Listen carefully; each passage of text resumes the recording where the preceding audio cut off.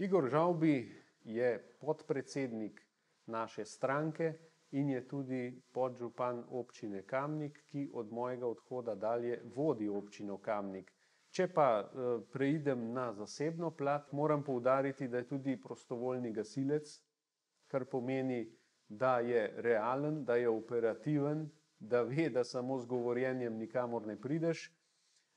Po zasebni plati je oče 2 sinov in pa tudi se lahko pohvali s tem, da je hišo gradil sam.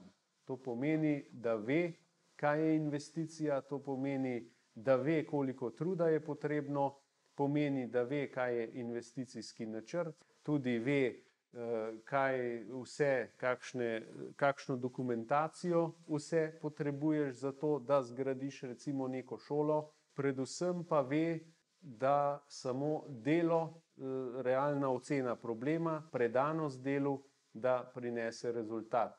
In zanj sem prepričan, da ko bo izvoljen, da bo znal voditi občino v takšnem slogu, ki bo prinesel tudi rešitve, ki bo prinesel napredek, nikakor pa ne bo veliko govoril, bo rajši več delal. Tak on je.